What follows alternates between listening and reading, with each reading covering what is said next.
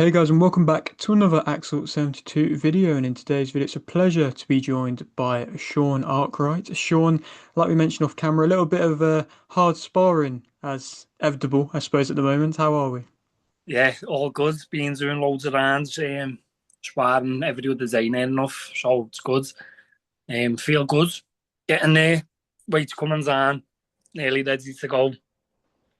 Is it kind of nice, I suppose, to, like you say, the weight's coming down already and your fight's still a few weeks away. Is it nice, comfortable making the weight?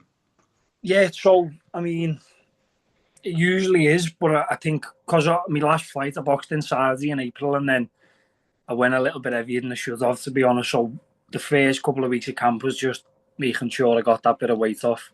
No, that's always tricky. It's a thing in which fighters always have to juggle with, and I suppose, at least now you've learned that lesson, and I'm sure you've learned amongst many lessons from that fight out in Saudi, which we'll touch upon in just a moment. But of course, you've got a date locked in now, July 11th, on a really good show with local Liverpool talents. And what are you kind of there to showcase? Good statement win. Back to winning ways. Good to like show people what I've been learning as well. I think it's hard because that last fight it was the first time I fought somebody who was coming to win, and I think I made loads of improvements in that camp, um, and it'd be nice to show them against another probably another journeyman. Hopefully see a bit of difference in me compared to the previous seven before that. Yeah, of course. And I suppose, I mean, the Grand Prix is literally going on right now, the second phase. And I suppose to kind of look back upon that time, what was the initial reason to enter the tournament? It's just a massive opportunity. Couldn't have really turned it down, to be honest. I think, especially where I'm at in my career, there was no chance of me getting on another platform like that just yet without, something like along them lines at that tournament. And I think, I went there believing I could win, and I still think I showed that I could mix it at that level. Know what I mean? Even though it was the first time fighting somebody with a winning record, I still think I gave a good account of myself. So it was one of them. I couldn't really turn it down. Yeah. And I suppose, as a process as a whole, it's quite interesting to see. This is, of course, a new thing that they're doing, and the fights are Yeah. very kind of you come in, you have the fight, you go. Was it kind of a smooth transition as a fighter, the whole production of it? Yeah, it was brilliant. Great being over there. Good to be a part of like, such a big production. It's something I've never really been a part of, so it was brilliant being over there. It was, everything was all paid for, flew us out, picked up at the airport and all that. It was a great experience and something that I'm looking forward to getting back to. And I suppose for the future for you, I'm sure due to the fact of you've already fought against a top tough Mexican, would you be wanting to, like you say, you're taking a journeyman kind of fight next just to showcase that you have had improvements, but I'm sure you're going to be wanting to get back to these big top fights soon. Yeah, so it's tough because I would have liked to have just stayed at that level now, but unfortunately, I did get beat, so it's sort of back to the drawing board a little bit.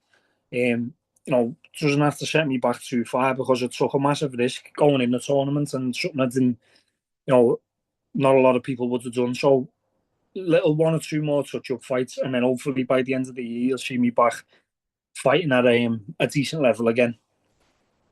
And I suppose it's not kind of too significant of a step back. And your management team, like I say, have been keen to get you out onto a still a good show with, like I say, good talent on it. And I suppose how much credit do you give to that management team of yours? Yeah, it's massive. As soon as I've been beat over there, I text my manager and said because I'd heard rumours of the July show, and I just texted and said, "Listen, get me straight on that show." I didn't want to be waiting around and sulking and know what I mean and going stale and all. I've been beat. I just wanted to get straight back out and just straight back to it. So yeah, all credit to them for getting me straight back out. And what would you say currently is that main motivation for boxing for you? It's always been the same. It's titles, it's big nights, it's tough fights, and something to sink me teeth into. I obviously grew up loving boxing and seeing the big bills, especially in the city and whatever. And I want to be a part of that. I want to sell out arenas myself. I want to be in big fights and decent little builds up and all things like that. That's what I'm in it for, and it's still the same goal as I say. And I suppose looking back upon that time when you were kind of just a young guy looking at the fighters above you and looking at some big names, like say in the Liverpool City, there has been some amazing fighters. What names were you kind of looking at that time? I mean, you've got all four of the Smith brothers who I'm Mhm. fortunate enough to be, in the same gym as a lot of them at the minute. You've got Callum training in there most days. Stephen and Paul both training fighters. I'm lucky enough to say I've sparred Liam. So since I've turned over, I've been lucky enough to be, you know, in and around four of the massive names who I did look up to, and then obviously there's the likes of your Bellews. Um, there was loads, wasn't he? Even like going back when I was a bit younger, my good mate Anthony Dodson, his dad Tony, he was in some great fights. He fought Paul. Um, it's like through boxing, isn't it? No, Liverpool's always been massive in British boxing, and there's always been great fighters coming out of the city. No, I have to agree with you there, of course. And do you think at the moment, especially, I'm sure from the likes of the names in which you've spoke about who you're sparring and the gym in which you're in, do you feel like that Liverpool talent is still at the peak at the moment? Yeah, there's a couple of very very talented kids coming through as well. Who you know, you've got the likes of little Luisito in our gym. He's only 18, 1-0. He's a massive talent. He'll be coming through in the next couple of years. You'll see him. Um, you've got Ethan who's in our gym, James. There's loads just in our gym alone. And then if you look at, some of the lads in, you've got the Rotuns there, the Everton, the Triangle, the City's flying. It always has been. And I think Liverpool always will fly with boxing because it's either boxing or football when you're the kids in this city. Hmm. There is no other cities. Some of them play rugby, play cricket and all that. It's only really them two sports for us. Hmm. And I suppose, well, saying as though from what I believe from your Zoom profile picture when I saw you join the call, are you a big Everton fan? Yeah, massive blue And all so the way. I'm sure you'll be wanting to really kind of redo what Tony Bellew did in that way.